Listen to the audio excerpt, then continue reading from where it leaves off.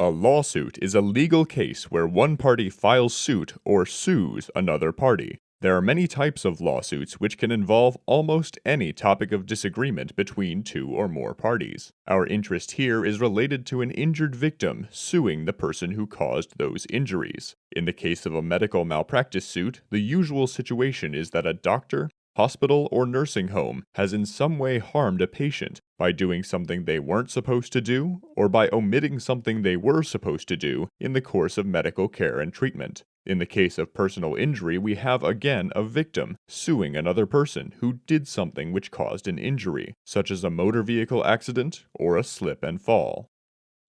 The purpose of the lawsuit is to recover compensation in the form of money for the injuries that were caused. The overall description of the lawsuit process is that an injured party sues the party who is alleged to have caused the injuries through some sort of legal negligence. The party bringing the suit is the plaintiff, and the party being sued is the defendant. Ultimately, the case goes to trial, and either a judge or a jury decides whether the sued party is at fault or not. If the party is found not liable, then the case is over. If the sued party is found liable, then the amount of the damages must be proven, and an award is given to the plaintiff in that amount of money. After a trial, either party may appeal if and only if there exists a legitimate reason to do so. Filing a lawsuit is a serious act for all concerned and requires a commitment to perform a lot of work over a period of time to prove your position. Before filing such a suit, it is important to know exactly all the details of what happened. It is important to obtain all of your medical records so that they can be reviewed by your lawyer to some degree, and by a medical expert in great detail. It is also important to write down the statements of any and all witnesses who may have knowledge of what happened, or may have been there, so that these points are not forgotten. It is absolutely proper in court to use evidence of what occurred from not only the records themselves, but by any other evidence you have which may not be in the records. Many times this means that a person who was there with you during care who may have seen or heard something may use that evidence in your behalf. The pre-lawsuit investigation will involve the client meeting with the lawyer as much as is needed to get to the point where the lawyer, who is not a doctor by the way, has a basic understanding of all the facts. At that point, either the lawyer, the client, or both will have a medical expert review the medical records and other facts of the case, including witness statements. This is where MedWitness Limited fits in, as we work with the lawyer, or the client if there is no lawyer, to have the records reviewed not only by a qualified medical expert with experience, but one who will testify on your behalf where merit exists. Some experts will offer to review your case, but not agree to testify, and these experts should be avoided.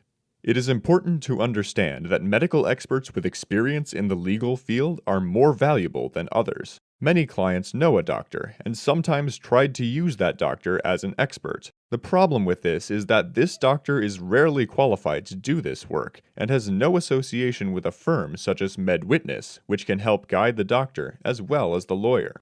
Also, your adversary will bring out that the doctor knows you and is therefore trying to help you as opposed to being completely objective. Many times, doctors and lawyers will tell clients that they have no case, when we find that they do.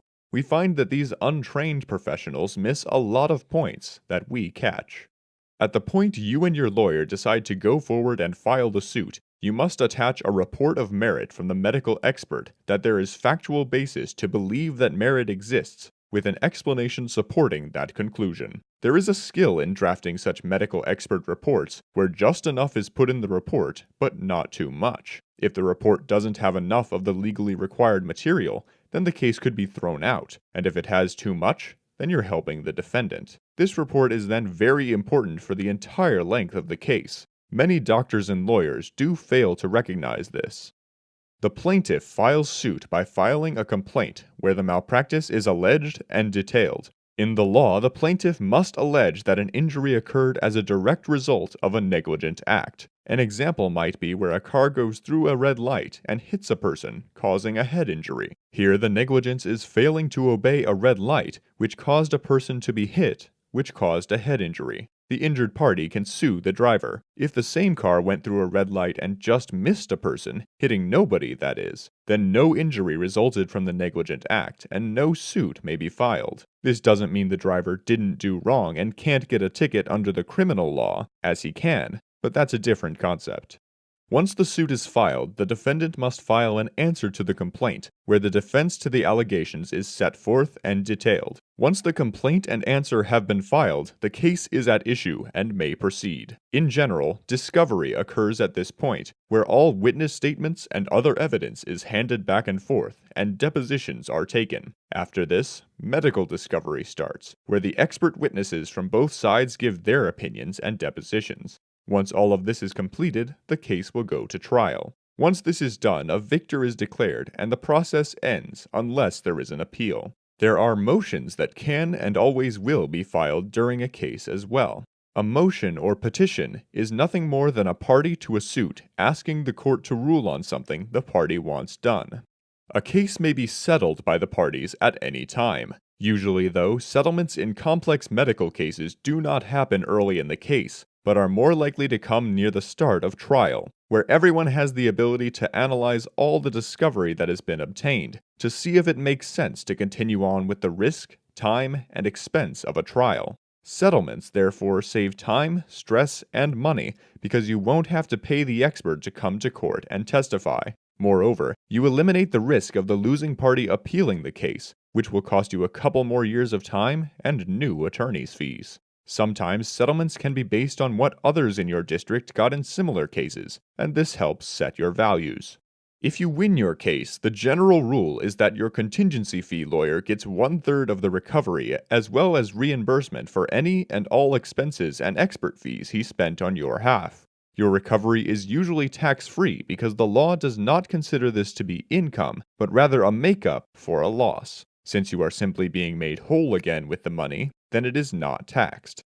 We hope that this gives you a general overview of the legal process in medical cases. If you have any questions or need an expert or an attorney, please email us at MedWitnessLimited, and we will respond and speak to you further.